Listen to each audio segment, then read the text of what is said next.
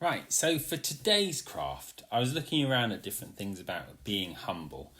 And the thing I came up with, or the thing I came across, was this.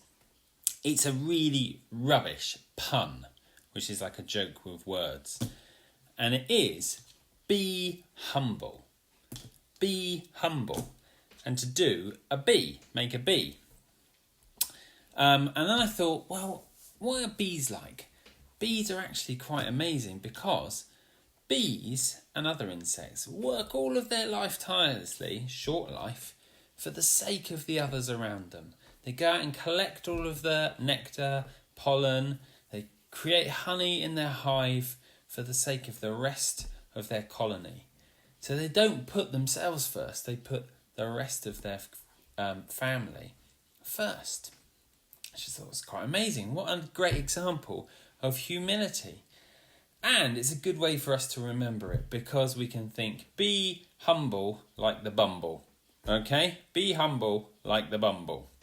Right, so there are loads of different beautiful craft bee ideas online. So my challenge is this week, can you do your own? Can you have a little look online and see what kind of bee you can create? Now, because I really love the idea of taking something that's rubbish and making it into something special, I'm going to go with the old toilet roll again. All right? So, if you want to make a toilet roll bee, follow this. If not, be creative and share what you've made. Be humble like the bumble. So the first thing I'm going to do is I'm going to take my brown toilet roll innard and I'm going to make it yellow and then I'm going to paint some black stripes. So I'm using paint because that's what I found in my house. You can use paper or pens or anything to get it bee coloured. I'm just painting my stripes onto my toilet roll. And I was thinking you could do a bee on a stone. You could do a bee humble stone, couldn't you? Paint it onto a stone and then you could add it to the rock snake that's in the churchyard. Have you seen it yet? Have you added a rock to it yet? That's another little challenge for you. Now, when you've painted it, and hopefully when it's dry, the lovely thing about this one is you do a little fold at each end of the toilet roll hole innard to make like a face and a bottom. And this is the way you do it. So you take two sides and you push them in like this. And when you push them in, I'll show you, you fold them together like this. You can see mine isn't dry yet. And then if you've got a stapler, you just put a little staple on the nose of it there, or you could use some paint or something like that, and that creates a nice shape to your toilet roll. So it is this shape now. Once you've done that, you can think about how else to decorate it.